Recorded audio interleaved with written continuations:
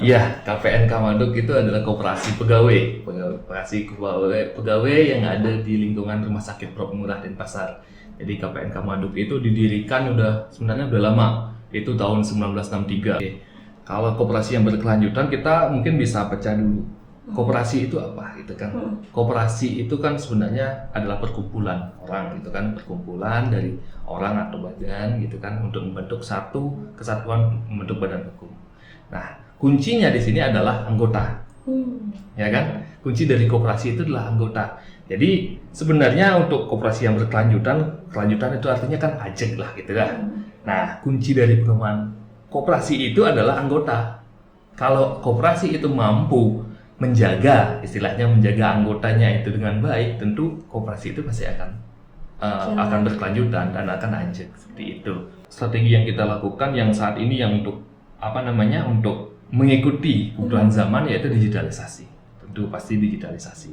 Nah, kita membuat fondasi itu penguatan dasar. Jadi kita buatkan fondasinya, kita petakan kekuatan internalnya kita apa, habis itu kapasitas dasarnya kita apa, habis itu tata kelola di sini ini yang penting. Udah sesuai nggak dengan regulasi yang ada? Nah, tata kelola ini penting. Makanya kadang-kadang kan orang tidak yang penting jalan deh gitu kan. Nah, itu salah.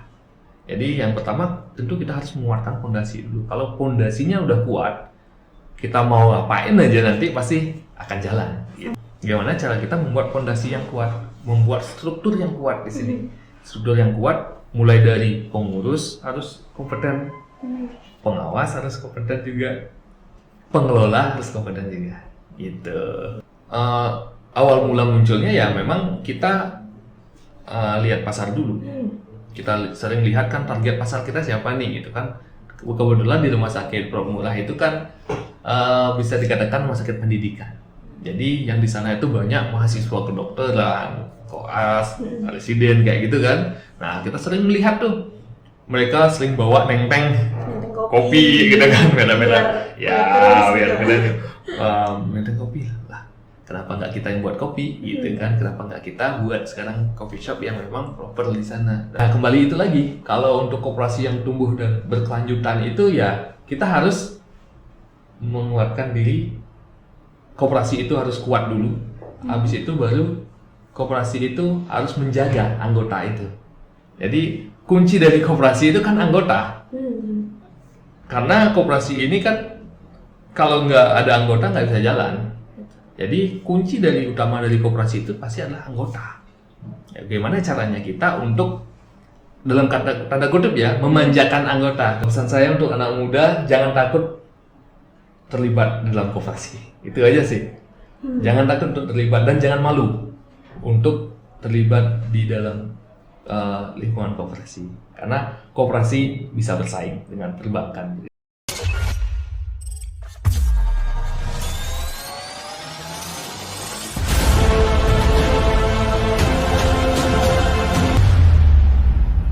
Baik, selamat pagi para penonton yang sudah hadir yang menonton di YouTube dari Pusaka Denpasar Collab Podcast pada hari ini. Dan hari ini senang sekali Indah bisa menemani kalian dan kita ditemani oleh narasumber yang sangat luar biasa di pagi hari ini. Selamat pagi Bapak Made, Bapak Made Mahadi Dwi Pratyana. Iya, selamat pagi.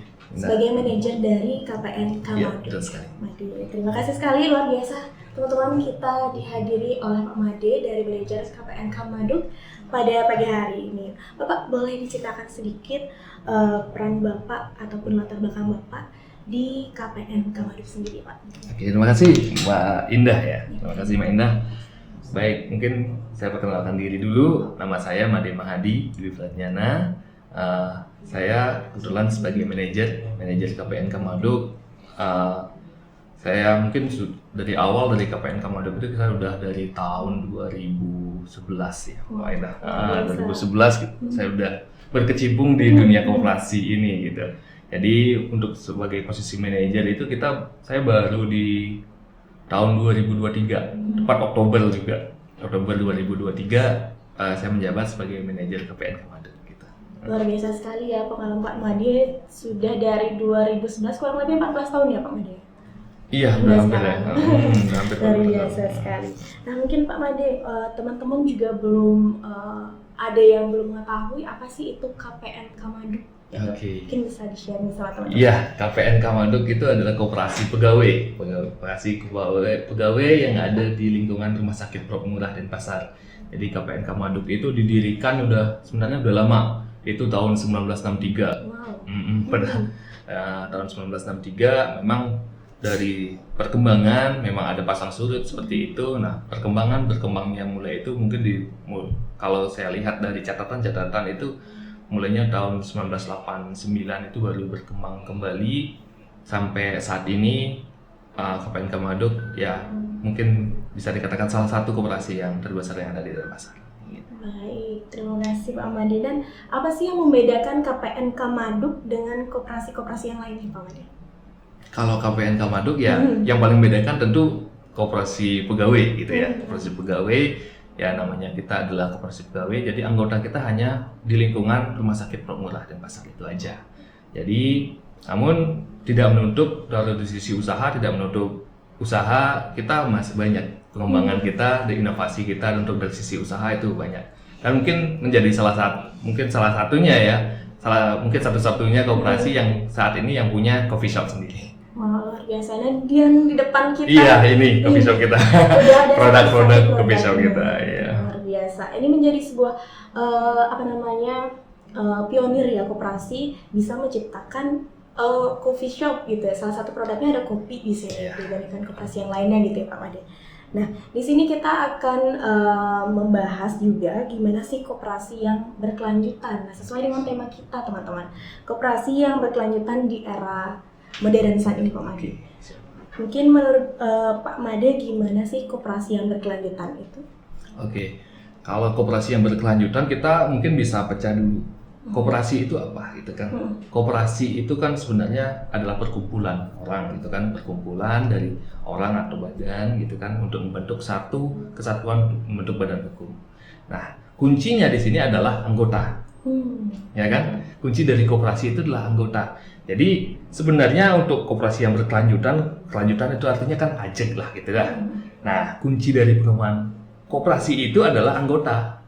Kalau koperasi itu mampu menjaga anggotanya itu dengan baik, tentu koperasi itu pasti akan berkelanjutan dan akan ajak seperti itu. Nah, sekarang kan walaupun sederhana gitu ya, menjaga anggota, gimana cara menjaga anggota? Nah, di sanalah gimana strategi kita untuk menjaga anggota itu gitu. Oke, jadi perlu sekali ya Pak Made sebuah strategi bagaimana kita tetap mempertahankan atau bisa menjaga anggotanya terus minimal tetaplah dan ataupun bisa bertumbuh secara berkelanjutan gitu ya Pak Made.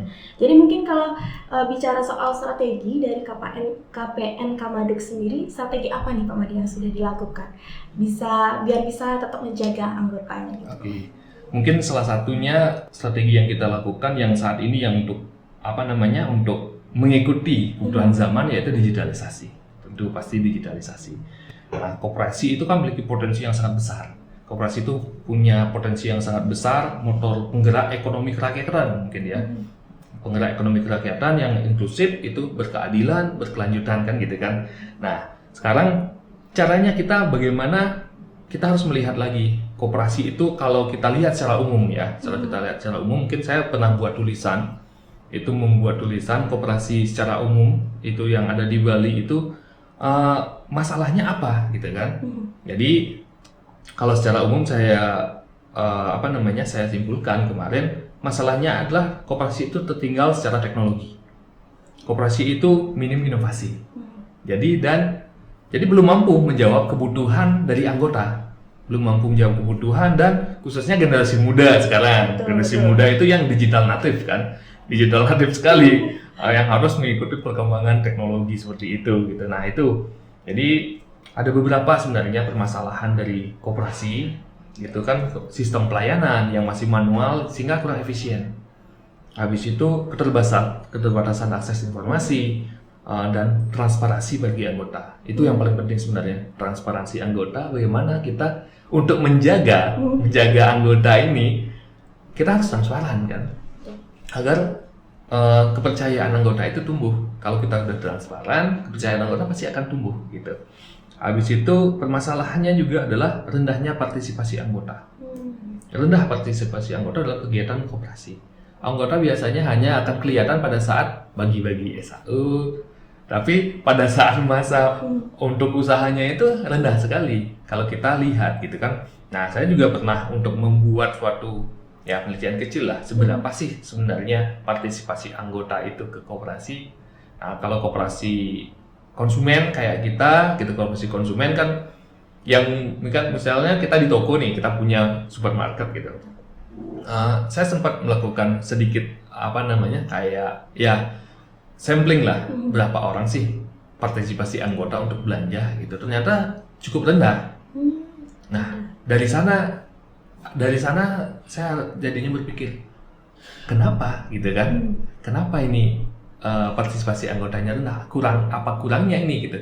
Atau barang-barang yang kita jual tidak lengkap atau gimana kan gitu? Nah, akhirnya saya terbersit di sana untuk bagaimana kalau kita harus kembangkan juga nih, bagaimana caranya agar anggota itu mau belanja. Gimana caranya biar anggota mau belanja? Kalau dulu mungkin pemikiran yang zaman-zaman dulu saya masih ingat dan mungkin masih ada diterapkan di koperasi-koperasi pegawai yang lain, wajib belanja gitu kan. Pegawainya kayak dipaksa nih, dipaksa belanja, wajib belanja. Kayaknya saya enggak deh gitu kan. Saya bukan menganut asas pemaksaan yang kayak gitu. Saya lebih suka orang itu akan lebih tertarik berbelanja sendiri atas keinginannya sendiri gitu. Jadi, nah dari sana kita baru memunculkan, akhirnya banyak muncul ide-ide khususnya mengarah ke digitalisasi gitu. Luar biasa sekali Pak Made, dari strategi akhirnya muncul ide-ide baru, kemudian bisa masuk menjadi salah satu koperasi yang digitalisasi. Dan mungkin Pak Made ada nggak tantangan yang dihadapi dari menjalankan strategi itu, kemudian digitalisasi, ada nggak tantangannya? Oh, tentu banyak. Iya. Pasti untuk menjalankan, membuat koperasi itu menjadi 100% digital itu perlu waktu yang panjang, paling tidak 5 tahun. 5 tahun. Paling enggak untuk mengubah koperasi itu menjadi digital tuh perlu waktu yang panjang. Saya sudah membuat sedikit catatan untuk langkah-langkah apa yang dilakukan untuk membuat koperasi itu ajak gitu. Koperasi itu berkelanjutan gitu ya. Nah, yang pertama tentu bukan langsung digitalisasi. Langkah pertama itu adalah kita harus membuat fondasi dulu. Biar kuat dulu. Nah, kita membuat fondasi itu penguatan dasar. Jadi kita buatkan fondasinya, kita petakan kekuatan internalnya kita apa, habis itu kapasitas dasarnya kita apa, habis itu tata kelola di sini ini yang penting. Udah sesuai nggak dengan regulasi yang ada? Nah, tata kelola ini penting. Makanya kadang-kadang kan orang tidak yang penting jalan deh gitu kan. Nah, itu salah. Jadi yang pertama tentu kita harus menguatkan fondasi dulu. Kalau fondasinya udah kuat, kita mau ngapain aja nanti pasti akan jalan. Gitu. Sama kayak bangunan. Nah, contohnya kayak bangunan, kalau udah fondasinya kuat, fondasinya itu kuat, mau ditingkatin berapa, pasti bisa menahan beban gitu. Nah, koperasi juga kayak gitu. Gimana cara kita membuat fondasi yang kuat, membuat struktur yang kuat di sini. Struktur yang kuat mulai dari pengurus harus kompeten, pengawas harus kompeten juga, pengelola harus kompeten juga. Gitu. Nah, itu yang pertama. Langkah yang kedua, baru kita masuk ke profesionalitas atau digitalisasi. Nah, kita masuk ke profesionalitas ini tujuannya adalah transparansi di sini. Transparansi dari sisi penguatan lembaga, habis itu transparansi, digitalisasi. Kalau nggak digitalisasi, kita nggak bisa transparansi. Betul kan? Betul. Jadi laporannya kita harus bisa dilihat juga real time sama anggota terutama gitu kan.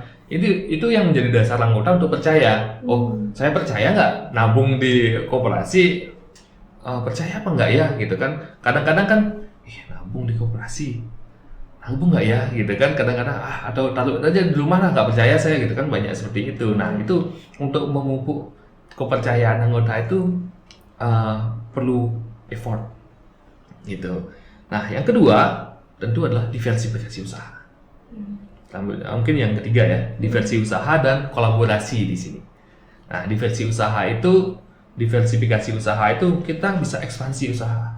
Kita mungkin hanya bergerak, kalau koperasi konsumen kan bebas nih, geraknya mau ngambil usaha apa aja boleh gitu kan ya. Nah, mungkin kalau saya ceritakan di koperasi KPN Kamaduk gitu ya, yang berawalnya koperasi kita itu hanya menjalankan pertokoan dan simpan pinjam. Itu aja 2. Nah, setelah itu kita kan tidak bisa hanya tumbuh dari pertokoan dan simpan pinjam aja. Jadi kita harus ekspansi nih. Apa sih yang harus kita kembangkan lagi? Ada peluang apa enggak gitu? Ada peluang apa enggak yang harus kita kembangkan? Maka yang muncullah coffee shop ini. Gitu. Mungkin belum ada setahun. Baru di Desember 2024 itu baru kita soft opening, kalau nggak salah di tanggal 22 atau berapa ya. Ya Desember baru soft opening. Mungkin mulai efektifnya itu di 1 Januari ya, mungkin udah ada 10 bulan lah ya. Nah, jadi kita sudah punya 3 mau 3 sih. 3 lokasi. Sekarang baru ada 2 sih. Di dalam rumah sakit Prok Murah, atau ada di mungkin ada yang udah pernah ke sana, itu ada di polikliniknya, sama di depan Wing Amarta, rumah sakit Prok Murah itu. Jadi kita ada coffee shop juga di sana. Jadi produknya itu memang benar-benar kita buat kayak cafe, coffee shop. Kita punya barista juga, kita ada 10 barista. Wow, ini apa ya? Iya, lumayan. Karena kita shiftnya kan sampai malam. Jadi kita di sana juga sudah ada 10 barista yang memang udah profesional gitu, dan dengan mesin kopi yang juga memang udah proper gitu. Wow, luar biasa sih. Sebuah koperasi bisa menciptakan coffee shop dengan standar yang mungkin sama dengan coffee shop di luar. Hampir sama gitu. Jadi awal mula munculnya ya memang kita lihat pasar dulu. Kita sering lihat kan target pasar kita siapa nih gitu kan. Kebetulan di rumah sakit Prok Murah itu kan bisa dikatakan rumah sakit pendidikan. Jadi yang di sana itu banyak mahasiswa kedokteran, koas, residen kayak gitu kan. Nah, kita sering melihat tuh mereka sering bawa nenteng kopi gitu kan, beda-beda. Biar keren. Nenteng kopi lah.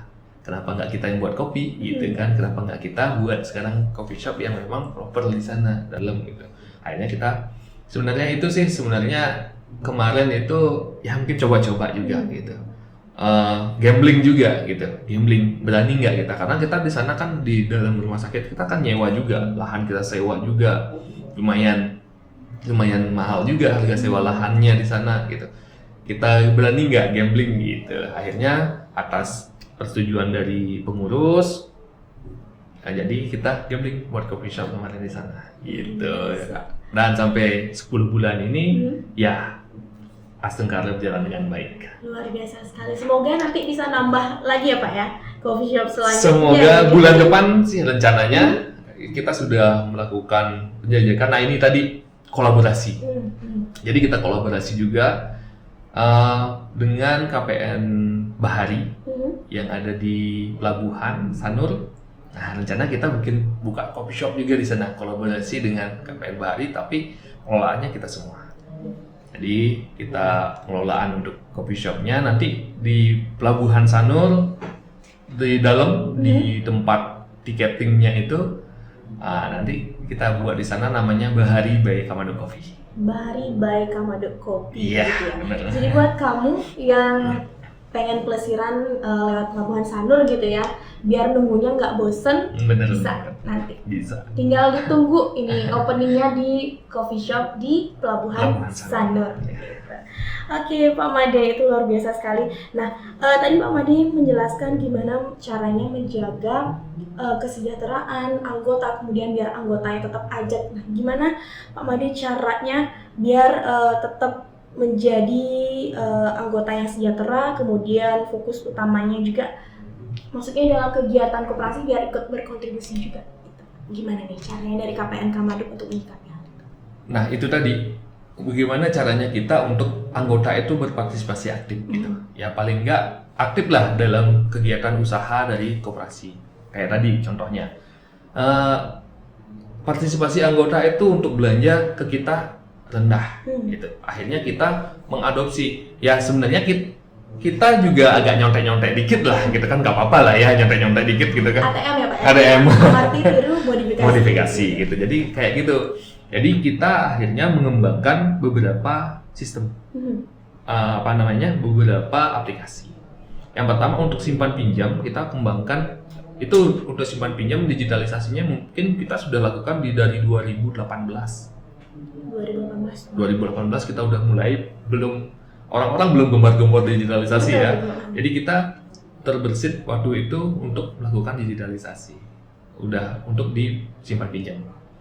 Nah, akhirnya di 2018 itu kita mencari vendor sampai ke kementerian kita telepon. Ada nggak vendor untuk karena belum ada, karena kita belum pernah ngeliat nih untuk vendor untuk micro banking itu gitu. Akhirnya kita ketemulah sama PT USI pada saat itu di 2018 khusus untuk di unit simpan pinjam gitu. Akhirnya itu udah jalan. Sampai sekarang udah jalan dengan adanya, pertama kita buat koperasi mobile. Koperasi mobile itu ya untuk anggota bisa ngelihat saldo rekening, saldo tabungannya lah, saldo simpanan yang ada di koperasi, simpanan pokoknya, simpanan wajibnya, dan semua simpanannya itu bisa dilihat langsung sama anggota. Nah itu salah satu untuk meningkatkan kepercayaan anggota. Kadang-kadang kan koperasi di luar banyak nabung dititip ke kolektor nggak nyampe tabungannya gitu kan. Nah akhirnya ya udah kita ciptakan itu untuk anggota biar tahu, oh bener ternyata tabungan saya udah masuk nih. Nah mereka bisa lihat dari handphonenya mereka sendiri. Habis itu pengembangan lagi koperasi mobile-nya itu masih tetap ada, tapi kita kembangkan lagi koperasi digitalnya, itu namanya M-Pise. Kalau bahasa Bali pis kan uang. Jadi kita kembangkan ke mobile keuangan sebenarnya, M-Pise gitu. Jadi itu lebih tampilannya lebih menarik mungkin. Tampilannya lebih menarik. Habis itu ada fitur-fitur yang lebih untuk menjaga keamanan, untuk bertransaksi kan itu yang paling penting kan, karena itu uang. Nah, jadi habis itu dan kita lengkapi juga dengan pembayaran bisa pakai QRIS. Dari aplikasinya itu nanti akan terpotong langsung saldo digitalnya. Jadi kita memakai sistemnya itu memakai sistem saldo digital. Agar tidak langsung tabungannya yang langsung dipotong. Jadi itu untuk keamanan aja sih sebenarnya. Berapa sih keperluan dari anggota itu, misalnya belanja, saya perlu belanja hari ini 500.000, ya udah tinggal di top up saldo digitalnya 500.000, ya eman-eman lah ya, kalau misalnya ada hacker atau apa, paling yang hilang paling 500.000-nya itu aja gitu. Jadi itu untuk belanja bisa pakai QRIS-nya, pakai M-Pise-nya, KPN Kamaduk bisa belanja. Oke, itu satu aplikasi bisa semua berarti? Satu aplikasi bisa semua, nanti untuk bayar beli pulsa, mau beli pakai BPJS atau apapun, bayar pembayaran bisa, top up dari e-wallet-nya apapun bisa di sana. Habis itu sebenarnya inovasi itu muncul bisa aja dari masalah, gitu kan. Kalau nggak ada masalah mungkin inovasi nggak akan muncul. Betul. Nah, apa sih yang dihadapin oleh KPN Kamaduk ini sehingga akhirnya membuat aplikasi ini? Yang paling masalahnya kemarin itu kena gusur. Kena gusurnya itu dalam arti rumah sakit kan pembangunan gedung baru. Jadi kita yang sewa lahan memang sudah ada perjanjiannya, kalau ada digunakan oleh rumah sakit kita harus pindah gitu kan. Nah itu yang menjadi masalahnya kemarin, dengan unit simpan pinjamnya pindah. Kalau dulunya mungkin berada di dalam lingkungan rumah sakit kan masih dekat nih sama anggota. Nah sekarang berada di luar lingkungan rumah sakit, walaupun masih nyebrang jalan aja sih gitu kan, tapi di sana saya menemukan masalah. Anggota nggak mungkin mau untuk hanya sekedar nabung jalan jauh, karena rumah sakit Promura kan lumayan luas tuh, mungkin berapa hektar tuh luasnya gitu kan ya. Nah, untuk jalan dari pojok belakang sampai ke KPN Kamado itu nggak susah gitu. Akhirnya di sanalah terbesit, udah kita kolaborasi dengan perbankan. Kita kolaborasi dengan perbankan, khususnya dengan Bank BPD Bali gitu. Kita host to host untuk sistem penabungannya pakai virtual account. Jadi anggota tinggal dari rumah pun dari mana aja, tinggal masukkan nomor virtual account-nya mereka, akan langsung masuk ke tabungan anggota, bukan ke rekening KPN Kamado. Langsung masuk ke tabungan anggota itu sendiri. Langsung akan muncul begitu di mobile m-banking-nya BPD atau m-banking apapun bisa, pasti akan munculnya namanya mereka. Bukan nama KPN Kamado. Nama mereka yang muncul bahwa oh benar saya nabung ke tabungan saya yang ada di KPN Kamado, tapi saya hanya minjem host dengan Bank BPD Bali. Jadi mereka bisa langsung lihat saldo terkini mereka ya Pak? Bisa, kapan saja bisa lihat. Transfer pun bisa. Oke. Transfer pun bisa. Nah, itu pengembangan kita untuk yang di unit simpan pinjam. Itu sehingga anggota tidak perlu khawatir lagi karena udah tercatat, memang uangnya mereka nggak akan kemana-mana gitu. Udah mereka bisa lihat sendiri uangnya gitu. Nah, habis itu sekarang kan ke pertokoan tadi. Tingkat belanja anggota itu di pertokoan kan agak rendah. Nah, gimana caranya akhirnya kita mengembangkan lagi aplikasi namanya Kamado Loyalty. Oke, apa itu Pak? Cukup menarik nih. Namanya Kamado Loyalty, namanya loyal kan. Gimana caranya meningkatkan loyalitas kita gitu.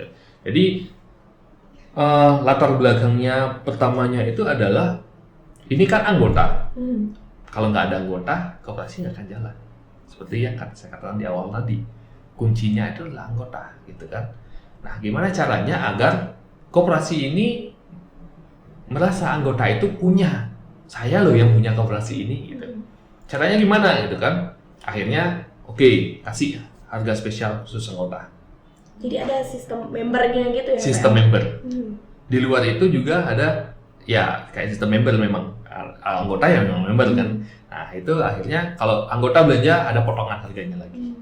Nggak sama kayak masyarakat umum. Gitu. Jadi ada potongan.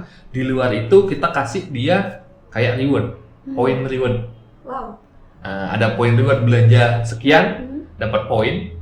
Nanti bisa di-redeem poinnya itu dari voucher belanja lagi atau barang-barang yang lain nanti. Gitu. Nanti bisa jadi voucher belanja lagi yang banyak, dapat voucher lagi belanja. Silakan dipakai, itu bisa dipakai belanja nanti. Gitu. Jadi itu benar-benar menarik. Nah, itu yang menarik. Gitu ya, nah, itu yang dapat menarik anggota ternyata. Nah, sampai sekarang itu perkembangannya udah luar biasa. Sampai detik ini pun udah hampir 50% anggota itu udah mendaftar untuk Kamado Loyalty. Jumlah anggota kita kan 2.400 nih. Wow, luar biasa. Udah 1000-an itu udah mendaftar untuk Kamado Loyalty. Itu berarti kan anggota, wah antusias banget nih gitu kan. Berarti anggota antusias dan diterima oleh anggota gitu kan. Berarti nanti tinggalkan pengembangannya nanti. Nah, di sanalah pentingnya sekarang kan bagaimana kita menciptakan ekosistem. Ini kan terpisah-pisah nih semua. Sama satu lagi kemarin untuk pinjamannya itu, untuk pinjamannya online. Pengajuannya boleh online. Kita punya web juga. Jadi pengajuannya bisa lewat web itu online. Nanti anggota cukup datang sekali aja ke operasi hanya untuk pada saat penandatangan perjanjian kredit aja. Gitu. Jadi semua sudah tersistem, jadi anggota tinggal duduk manis gitu ya Pak ya.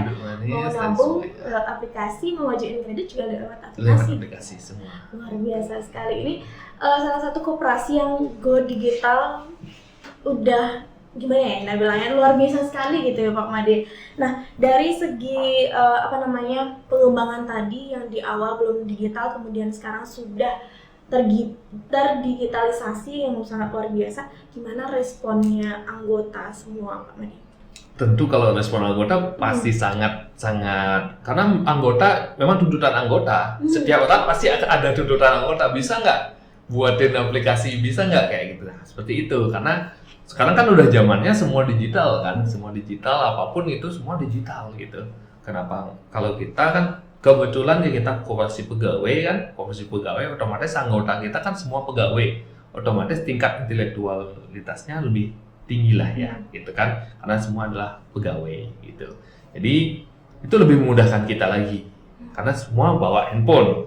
Betul. Karena semua bawa handphone, ngabsen pun mereka harus pakai handphone kan. Betul. Jadi itu yang lebih memudahkan kita. Memang ada kendala-kendala itu pasti ada, tapi itu semua ya kita lakukan semua adalah untuk anggota, kembali ke anggota. Kalau kita nyari untung sih kita nggak dapat untung kan untuk malah keluar biaya sebenarnya. Tetapi dari kita penyediaan aplikasi digital itu, untuk meningkatkan kepercayaan, dengan meningkatnya percayaan anggota pasti akan merembet juga ke unit usaha yang lain gitu. Nah, ini juga sedikit pesan juga kepada koperasi-koperasi yang lain gitu ya. Mungkin dari dulu digitalisasi kayak gitu kan.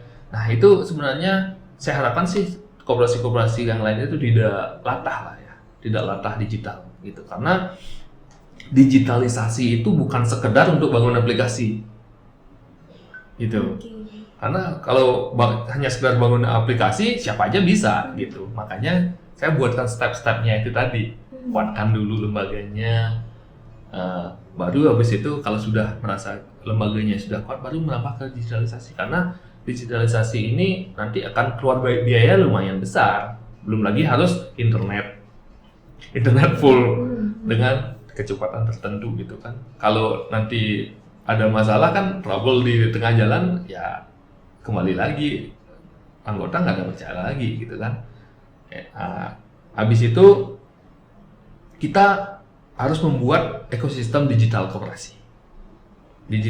Sistem digital koperasi itu maksud saya itu bisa menghubungkan anggota. Ini masih dalam proyeknya kita. Oke, masih proses gitu ya. Ya, ini masih dalam proyeknya kita. Kita sudah sedikit melakukan kayak riset lah ya. Riset, kita akan membuat satu ekosistem digital koperasi. Seperti apa itu Pak? Kira-kira boleh jadi ekosistem digital koperasi itu akan menghubungkan antara anggota, manajemen, mitra usaha, dan layanan publik keuangan itu secara real time, aman dan berkelanjutan. Wow, itu sangat menarik. Jadi akan menjadi dalam satu aplikasi, mungkin kita basisnya itu adalah web nanti. Jadi semua aplikasi-aplikasi kita itu akan jadi satu itu di web itu. Nah, di sana nanti akan ada ekosistem di sana. Anggota mau punya usaha dagang gitu misalnya, anggota silakan, kita akan siapkan nanti di sana juga kayak marketplace-nya. Oke. Ada, saya mau jual motor saya, siapin marketplace-nya nanti di sana juga. Jadi semua anggota akan menjadi satu di sana.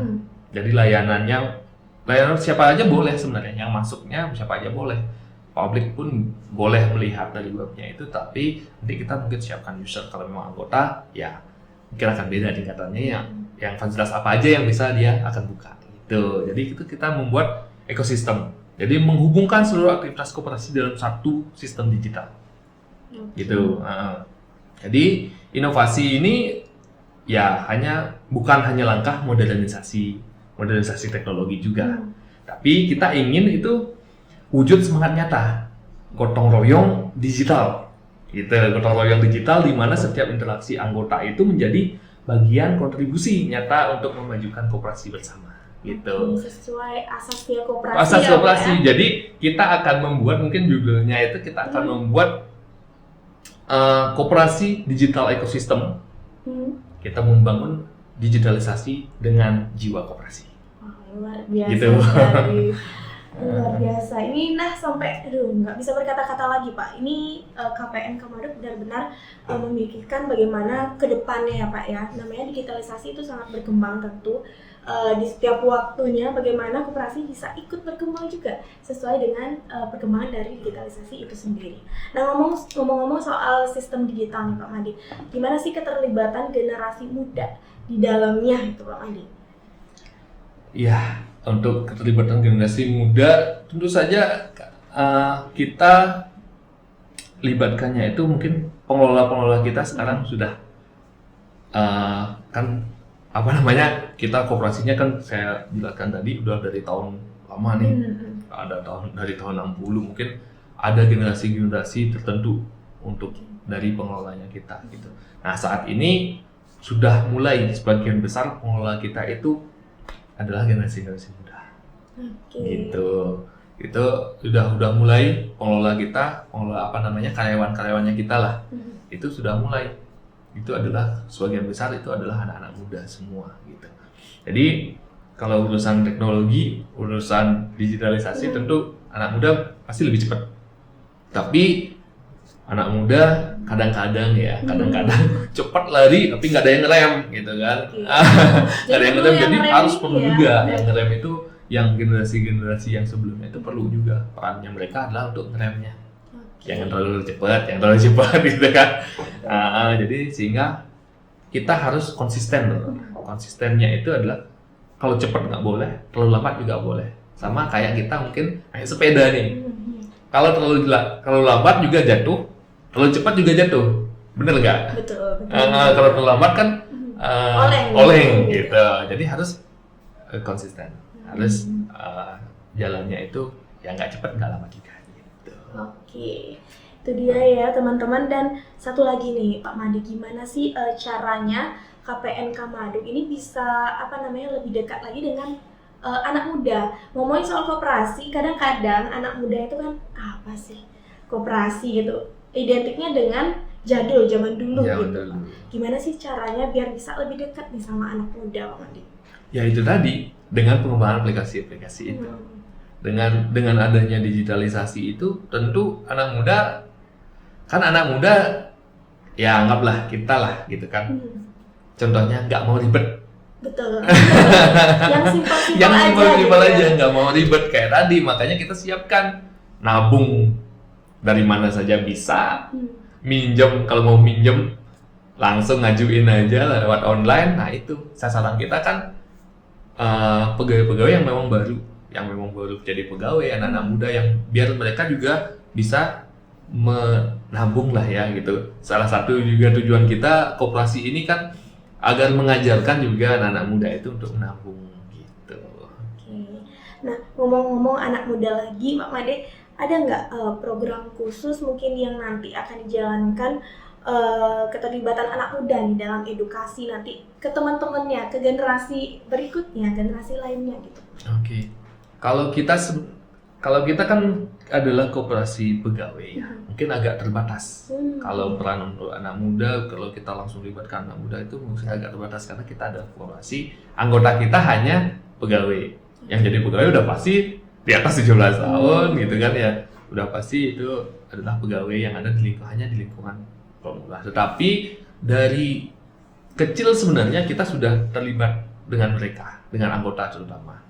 Contohnya, kita memberikan beasiswa. Selalu kita memberikan beasiswa kepada anak-anak SD, SMP, SMA untuk anak-anak anggota yang berprestasi. Wow, gitu. Dan ada beberapa juga anak-anak anggota yang berprestasi itu yang dulunya sering waktu SD, SMP, SMA itu dapat, malah sekarang jadi pengelolanya kita juga. Jadi ya mungkin seperti itu juga caranya kita ya, terlibatan kita untuk memupuk agar anggota itu agar anak-anak muda itu tahu koperasi ya, dari sana kita memberikan beasiswa biasanya gitu untuk yang berprestasi itu gitu. Luar biasa sekali ya Pak Made. Dan sebelum kita berakhir nih Pak Made, gimana sih visi dan harapannya KPNK Maduk untuk 5-10 tahun ke depan Pak Made? 5-10 tahun ke depan tentu kalau dari visi kita menjadi koperasi yang modern, tentu mandiri, tangguh, dan tingkat pelayanan gitu. Kita nyasarnya sih tingkat nasional.